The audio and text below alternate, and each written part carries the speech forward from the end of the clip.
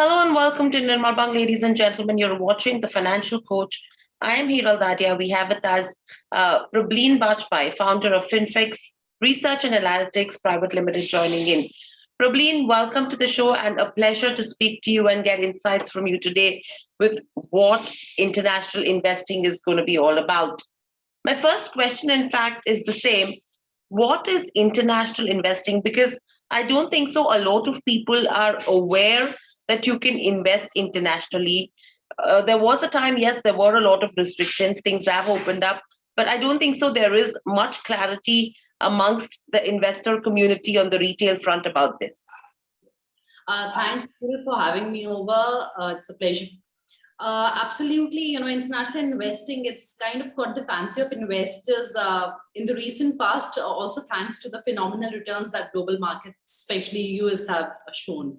And there have been options of investing internationally since, let's say last 8-10 years, but they were very limited and we never saw a very huge inflow into those funds or those mediums for investment. In fact, I'll give you a data here where, the AMFI data for about March, April last year, we only had the certain kind of mutual funds which invest abroad. They only had an AUM of about 2,500 crores. And now it's at 20,000 crore.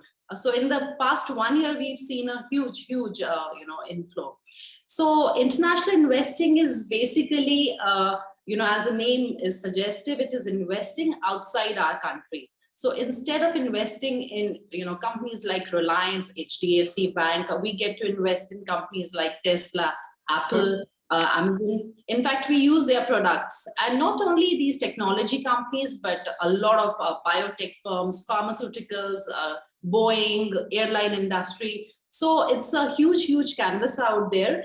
And it enables investors to diversify their portfolios by being able to participate in the growth story of other countries as well. Right. So overall, if you go to see, Prableen, in terms of international investing, what are the benefits that a retail investor can get out of the same, or even a non-retail investor? Right. It actually comes with a lot of advantages, especially because we are ourselves an emerging economy, and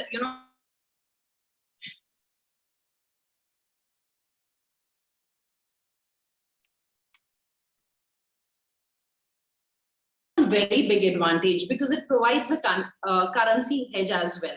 So that's the first advantage, because when we're investing abroad, our returns in rupee terms actually tend to be much more than what the USD returns are.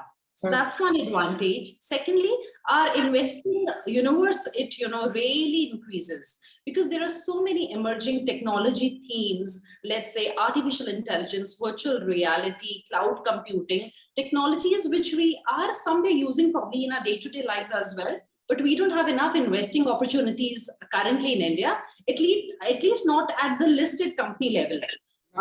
So that's another thing. Thirdly, that whenever we are investing outside, let's say 2024, we will be having elections in India. So there is a certain kind of political risk that the country would face.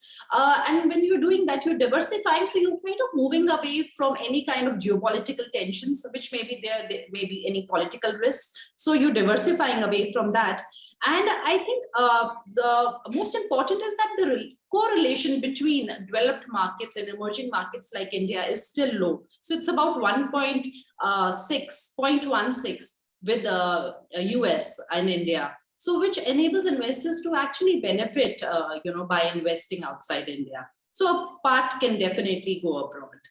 Right. So in terms of the total investments that India must be making, do we have any numbers that tell us how has the growth been with regards to international investing? Are we seeing international investing gaining traction over the last 3 to 5 years? Yeah, absolutely. The figures that I gave you for AMFI data, that is itself effective of that it's almost gone up by 10 times in the last 1 year itself. Okay. And not only via mutual funds, even there are other routes as well, which we've seen, many more platforms come up, which are enabling investors to invest abroad. So there is some form of, some news or the other, which is suggestive that there is a huge traction there. More and more people are investing abroad now.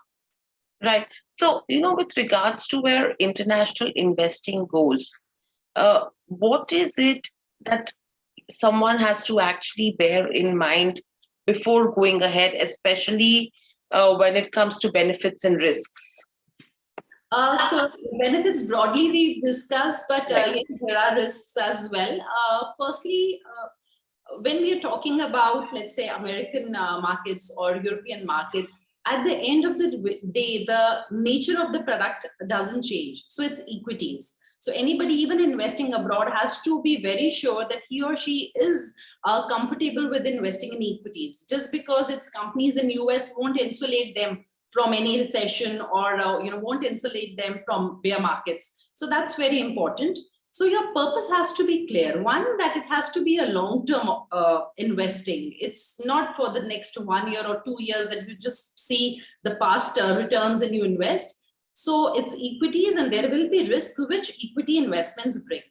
And secondly, that there is a tendency, because even in markets abroad tend to kind of perform in it keeps rotating, Hiral, the outperformers.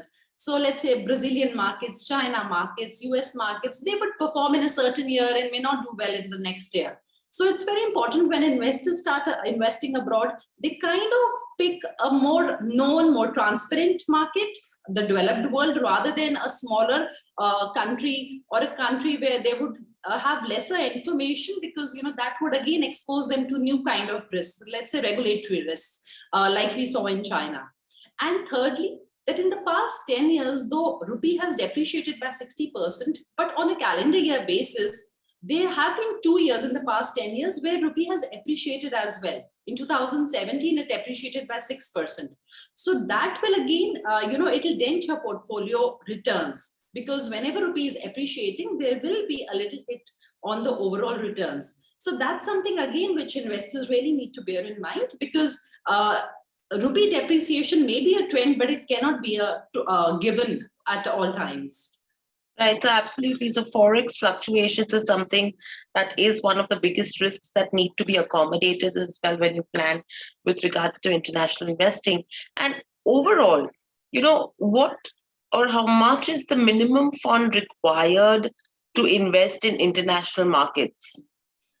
So it can actually just start off with as low as 500 rupees. If you're taking the mutual fund route, and even through direct platforms, the cutoff is not high. So, you can actually start off with about 5,000-10,000 rupees.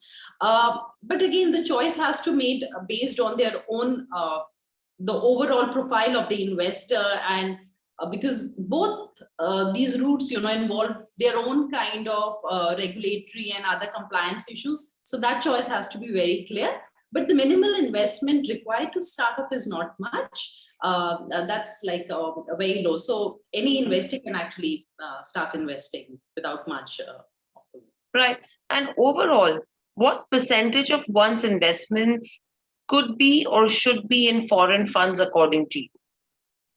So investing abroad has to be part of your equity portfolio. So let's say if I'm investing 100 rupees in equities, out of that 100 rupees, 15 to 20-25% can go into foreign markets. But again, that percentage here would depend on the goal for which they are investing. Investors, let's say, who are planning to send their kids abroad may want to allocate somewhere between 20-25%. For somebody who's just doing it for wealth creation or diversification route, it can be about 10-15% as well. So based on their own objectives and comfort level, risk appetite. Right. An interesting point, Prableen, that you mentioned over here is that investors who are probably wanting to send their children abroad could invest a little higher from their equity allocation. Any reason for that as to how it could benefit them? Yeah, that's the currency hedge, basically, Hiral. Okay. Because when we are looking to send our kids abroad, let's say I have to send my son after 5 years, And we do see a depreciation, which may not be as steep, but we do see that the rupee can become slightly weaker on a regular calendar year basis. Rupee depreciates by about 3 to 4%. So even if we take that, investing in an asset which is dollar denominated, just like gold, that can be helpful for investors. Right. And overall, if you go to see with regards to where international investment goes, what what is the route? What are the steps one should be taking to invest in international stocks or international mutual funds? So international mutual funds are quite simple for an investor. So from my point of view, if I'm an investor and investing, there won't be much difference how an international fund or a domestic fund actually looks. So just the name is different. It can be an ETF, it can be a fund of fund or an index fund. So for an investor, there is no change in the compliance or any other basic operational thing. Only the taxation is different in terms of mutual funds, and I'll come to that. But when you're looking to invest directly in stocks or ETFs outside, there are three routes. One is through a broker who has a tie-up with a brokerage firm in the US. For example, Kotak Securities has a tie-up with Interactive Brokers abroad. Second, that there are a lot of technology platforms these days which enable investors to invest through them, and they are actually registered with the Securities Exchange Commission in the US and have a tie-up with the US broker.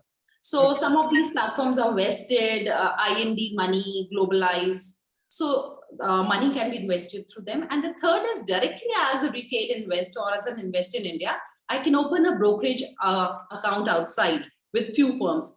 Ameritrade and Interactive Brokers, they allow it.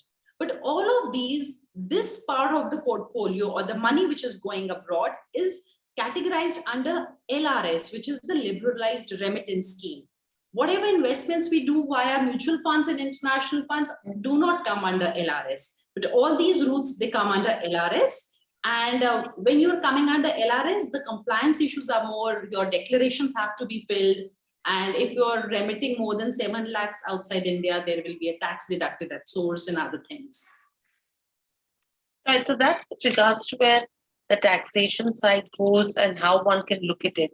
And very lastly, Prableen, if someone is looking at international markets, what are the kind of international funds that you would recommend to a new retail investor?